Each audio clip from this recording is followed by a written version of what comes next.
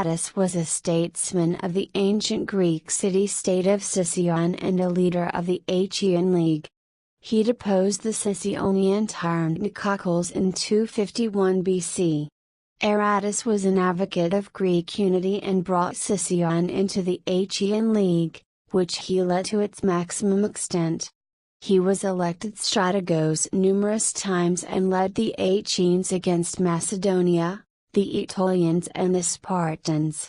After the Spartans defeated and nearly destroyed the cities of the Achaean League, he requested Antigonus Doson of Macedonia to help fight against the Aetolians and Spartans. After Antigonus died in 222 BC, Aratus did not get along with Philip V of Macedon, who wanted to make the Achaean League subject to Macedonia. Polybius and Plutarch record that Philip had Aratus poisoned. Early life: Aratus was born in 271 BC in Sicyon. His father, Clinias, was governing the city as magistrate. Clinias was pacifying the country after ending a long succession of tyrants. In 264 BC, Ǎratος led a new revolt. Clinias was slain. Ǎratos sought to kill the 7-year-old Aratus. Aratus escaped after wandering into the home of Soso, Ǎratos's sister, who had also been married to Prophetess, Clinias' brother. She was so emotionally moved by the child's circumstance that she hid him until nightfall, and then sent him off to Argos. In Argos, Aratus was educated with liberal notions by other exiles, many of whom had been friends of his family. Aratus grew to hate tyranny. Aratus also attended the Argos palestra regularly, developing an athletic body, noted in statues. He even won the pentathlon once. Soon, Aratus became a political leader in exile. He was admired because of both his aristocratic birth and his enthusiasm. Liberating Sicyon: at this time, Nicocles was the latest tyrant of Sicyon. His reign had begun 4 months previously, and was marked by the brutal suppression of all opposition. He feared Aratus, so he commissioned spies to follow him in Argos. Aratus considered his future, and nothing in Macedonia, with King Antigonus II, nor in Egypt, with King Ptolemy II, looked promising. Consequently, Aratus decided to liberate Sicyon with the help of the other exiles. The revolt had to be swift, avoiding any protracted conflict, which they could not afford. In 251 BC, Aratus and his men slipped into Sicyon quietly at night, climbing the steep wall on the rocky side with ladders. Right before the dawn, Aratus captured the guards, and he sent orders to spread the news of the revolt to the local people so they might join. At dawn, all Sicyon surrounded the palace and, after a herald harangued them, the people thronged into the palace, which was set afire. The flames could be seen from Corinth, 12 kilometers away. Nicocles escaped through an underground passageway. Aratus divided the spoils from the palace between his soldiers and the people. Only one citizen was killed in his revolt. Pacifying Sicyon, Aratus had brought most of the exiles back, but after 50 years of tyranny, most exiles had become destitute. They claimed their former properties which had been given away. Fearing a civil war, Aratus decided that Sicyon would join the Achaean League. Sicyon lost its Dorian status because of this. Once inside the league, Aratus served in the cavalry. His commanders were surprised because he responded as dutifully as the lowest soldier. Aratus resorted to Ptolemy, king of Egypt, to help Sicyon. Ptolemy was a personal friend because Aratus often sent him Greek paintings, made by famous artists from Sicyon, which was an important center of art. Ptolemy had already sent 25 talents, but this wasn't enough. Aratus decided to visit him personally. After a hazardous trip, during which he was almost captured by the Macedonians, Aratus arrived in Egypt. Ptolemy presented Sicyon with 150 talents.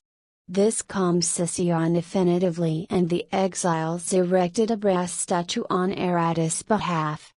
The Macedonian king Antigonus began a calumny campaign against Aratus, to destroy the friendship between Ptolemy and Aratus.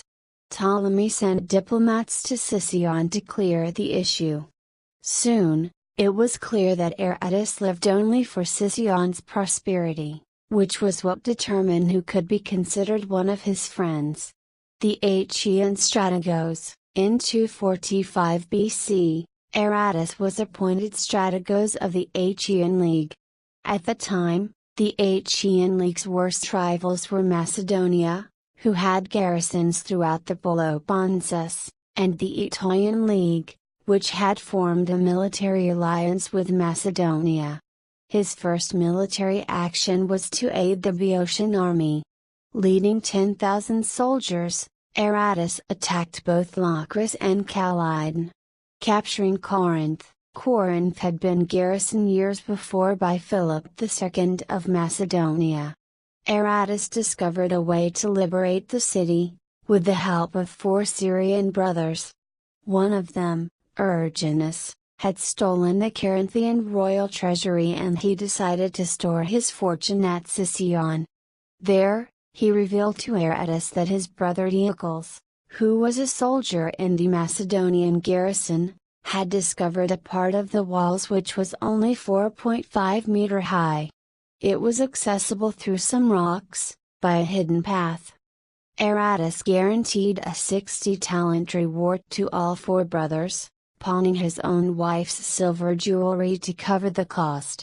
Again as strategos in 243 BC, Aratus led 400 men to Corinth, leading the finest 100 men personally right into the garrison, through the secret passage. The Macedonians were overwhelmed by the assaulters. The next morning, Corinth's garrison surrendered and the entire Achaean army arrived. Aratus gathered all the Corinthians at the theater. Aratus was wearing his armor and leaned on his spear, which he held in his right hand. Without his uttering a word, the multitude acclaimed him. Aratus spoke on behalf of the Achaean League, asking the Corinthians to join them.